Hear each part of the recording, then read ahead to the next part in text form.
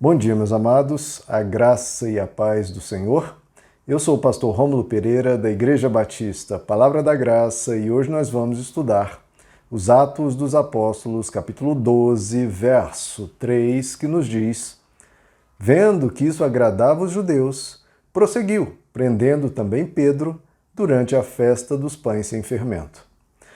Bom, meus amados, estamos vendo aqui a continuação do verso anterior. No verso anterior, o rei Herodes matou à espada ao apóstolo Tiago, lembrando que o apóstolo Tiago era um dos 3 mais íntimos de Jesus. E a perseguição, como todo pecado, né?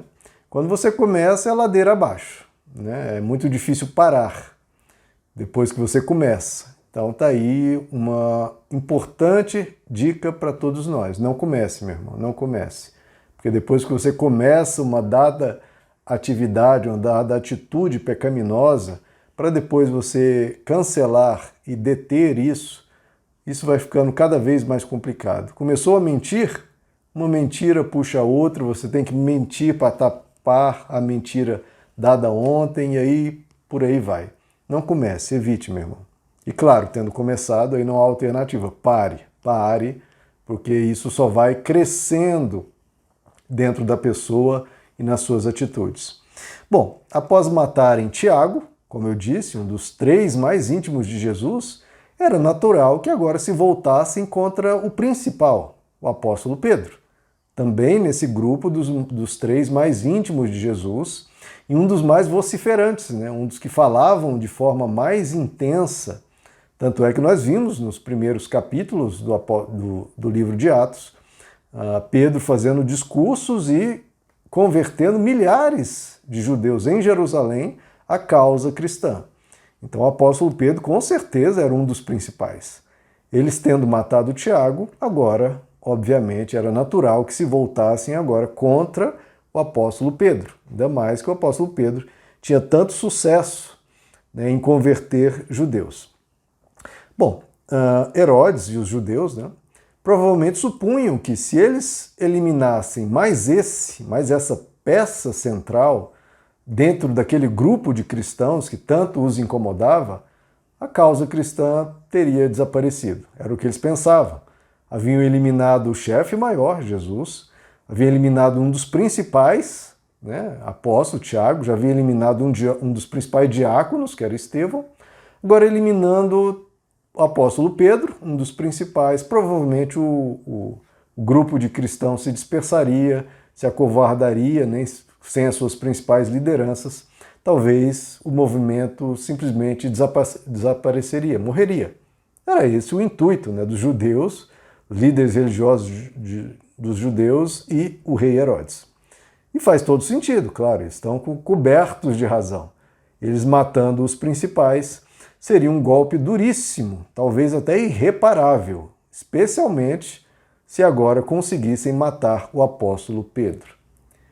E é por isso que nós vamos ver uma intervenção da parte de Deus. Nós vamos ver ao longo aqui dos próximos versos que Deus vai intervir nessa situação. Deus intervém, irmãos? Intervém. Ponto. Deus intervém. Deus intervém sempre? Não. É o que nós estamos aprendendo nesses 2 versos, não é? Deus interveio em favor de salvar a vida do apóstolo Tiago? Não interveio. Deus vai intervir para salvar a vida do apóstolo Pedro? Sim. E por que Deus intervém? Por que Deus não intervém sempre? Bom, senão, como já explicamos, ele simplesmente teria que tirar o livre-arbítrio de todo ser humano. Para impedir toda a maldade, essa é a única forma. E seria uma coisa meio não natural, seria uma coisa artificial. O tempo todo a gente vendo a mão de Deus impedindo, e não há um fluxo natural da vida. A vida não flui. Né? Seríamos simplesmente reduzidos a animais adestrados, animais que têm um curral que faz ela seguir apenas naquela e única direção. Ponto. Não, Deus nos fez livres, seres conscientes, seres que sabem de si, seres agentes que tomam decisões e fazem escolhas. É só assim para sermos seres participantes dessa grandeza que é sermos seres conscientes, que não são meros animais, não são meros robôs. Isso tem um preço, claro, a liberdade traz um preço, que é o preço de, assim como você se torna consciente e livre para fazer o bem, você se torna também consciente e livre para fazer o mal. E Deus não vai intervir sempre, porque senão reduziria tudo de novo. Há uma única alternativa, e uma única alternativa, então não há liberdade. Só há liberdade quando há mais de uma alternativa, inclusive as ruins, inclusive as maléficas. Então por que... Bom, se Deus não intervém sempre, tudo bem, porque senão eliminaria a liberdade humana e, portanto, a consciência e, portanto, alternativas, enfim, deixaríamos de ser seres conscientes.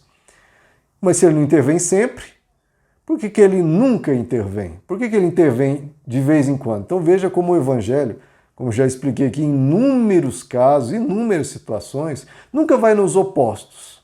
Porque as filosofias humanas, as argumentações humanas, geralmente vão para opostos. Existem teologias que dizem, não, Deus sempre intervém. Se você orar, é certo, é garantido que vai acontecer exatamente o que você está pedindo. Falso. Falso. Porque vocês acham que a igreja em Jerusalém não orou para que o apóstolo Tiago fosse poupado da morte? Meu Deus do céu, eles devem ter orado, jejuado, clamado, feito reunião, oração. O apóstolo Pedro deve estar liderando lá a oração. Vamos orar, irmãos, vamos orar. E o apóstolo Tiago morreu. Com certeza eles oram. Então essa é uma teologia falsa. Deus sempre intervém, Deus sempre faz o que a gente está mandando ele fazer. Não, Deus é Deus, meu irmão.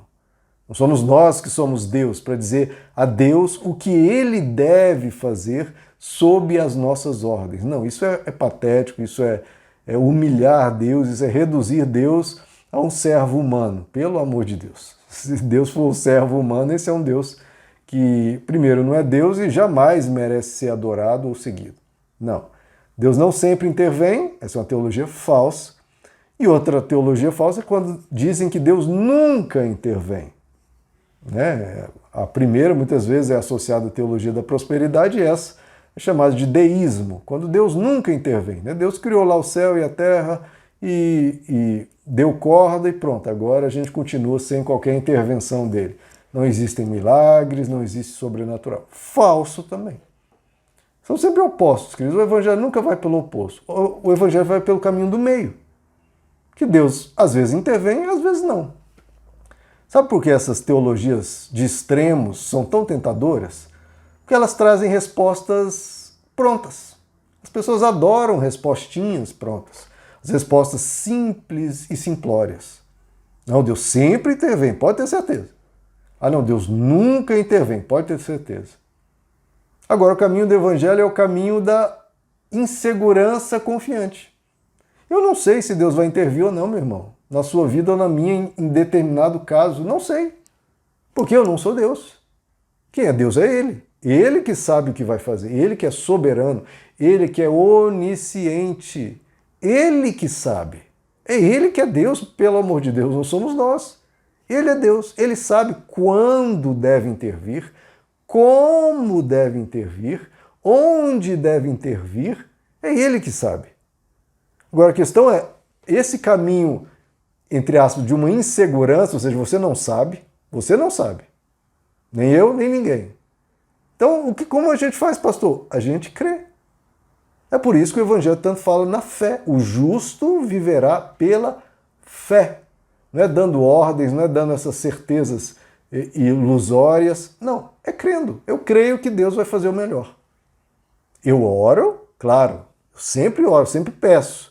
Senhor, segundo a minha mente, segundo a minha pequena mente humana, eu acho que isso é o melhor. O Senhor pode nos abençoar com isso, com essa ação, mas, por favor, Senhor, seja feita a tua vontade e não a minha. Porque eu não sei o que é melhor. Me parece, isso aqui, um caminho claro de ser melhor. Mas às vezes o Senhor tem outro caminho, tem um outro desejo, às vezes, enfim, quero colocar em tuas mãos, Senhor. Não foi isso que Jesus nos ensinou a orar? Seja feita a tua vontade, assim na terra como nos céus. E essa oração Jesus praticou lá no Getsemane. Ele orou e falou, Senhor, afasta de mim esse cálice. mas seja feita a tua vontade e não a minha. Então, a própria vida de Jesus, a gente vê, Deus não interveio para salvá-lo da cruz, mas interveio na hora de ressuscitá-lo. Então veja, Deus sabe o que é melhor. Parece óbvio, igual o apóstolo Pedro falou. Não, Jesus, você não vai para a cruz, isso é um absurdo, a gente vai orar, Deus vai intervir. Porque é óbvio, Jesus, é óbvio que é melhor você ser salvo da cruz do que morrer numa cruz. É uma morte de tortura, é uma morte vexatória, é uma morte extremamente sofrida, é uma morte que não faz sentido, Jesus. Qual o sentido de morrer numa cruz de uma maneira tão horrenda, tão terrível? Qual o sentido disso, Jesus? Não faz sentido. Aí o que Jesus respondeu? Arreda-te de mim, Satanás, porque não cogitas das coisas de Deus, mas dos homens. Então, a nossa mentezinha, irmãos, a gente não consegue cogitar, chegar ao ponto de cogitar as coisas de Deus, não consegue. A gente só fica cogitando aqui no nosso plano terreno, mundano, humano. Nossa mente é muito, mas muito limitada, pelo amor de Deus. Até porque uma dada direção aqui agora, você pode até pensar, não, Deus, ao longo de todo esse ano, dos próximos meses, esse caminho que é muito melhor que qualquer outra alternativa, eu analisei todas as hipóteses, todas as variáveis, todas as circunstâncias, todas as pessoas envolvidas, mesmo se você fosse capaz de fazer isso. Analisar todas as pessoas envolvidas, todas as circunstâncias, tudo. Ainda assim você não sabe, não tem como fazer essa análise ao longo dos próximos 10, 20, 30, 100 anos. 1000 anos para frente. Você sabe? Deus sabe. O que vai acontecer se, em vez de virar para a direita, virar para a esquerda? Ao longo dos próximos 1000 anos. Então, ele sabe, nós não sabemos e nem tem como sabermos. Esse é o ponto, a gente tem que reconhecer a nossa impotência e incompetência de lidar com tais coisas. Você não sabe o que uma dada direção, dada decisão vai gerar ao longo dos próximos 100 anos. Você não sabe. Pode mudar o mundo de cabeça para baixo. Igual certa pessoa que evangelizou um cristão, ele se converteu, era um sapateiro, vendendo sapato, evangelizou, ele se converteu, aquela pessoa, o cliente se converteu, e graças a essa conversão, milhões de pessoas acabaram sendo alcançados pelo evangelho. Então, veja, alguém conseguiria prever isso? Não, a gente não consegue prever nada, meu irmão. Toda alteração pode mudar o curso da história humana. Então Deus sabe o que faz. Morreu Tiago? Morreu. Morreu o apóstolo Pedro? Nesse momento, não. Vai falecer depois, mais à frente. Mas com isso, o evangelho chegou até aqui. Eu não estou pregando o evangelho para você? Chegou até aqui. Então, os propósitos de Deus não podem ser destruídos. Os planos de Deus não podem ser destruídos. Ele sabe como fazê-los, ele sabe quais são os planos, nós não sabemos, ele sabe como executar esses planos, nós não sabemos, e Deus intervém na hora que tiver que salvar a história do Evangelho e a hora que ele pretender salvar alguma vida para algum propósito. De novo, porque salvar uma vida da morte não é conforme a gente pensa, a pessoa ia morrer, coitada. Não, como já expliquei, a morte em Deus é uma passagem, a pessoa vai para a glória. Então, o benefício de tirar ela dessa morte é só se tiver algo realmente que ainda é necessário ser realizado aqui nessa terra. Senão, qual o grande problema da pessoa ir para junto dos braços e da glória eterna de Deus? Nenhum. As pessoas aqui sofrem, sentem saudades, isso é óbvio. Sofrem muito porque perdem um ente querido por um breve momento, porque depois nos encontraremos com ele na glória. Então há uma dor, mas é uma perda temporária. Então a visão cristã da morte é diferente. O apóstolo Tiago, glória a Deus, está na eternidade. O apóstolo Pedro, que não vem a falecer nesse momento, vai vir a falecer depois, também está na glória e nós também iremos. Meus irmãos, que Deus os abençoe. A graça e a paz do Senhor.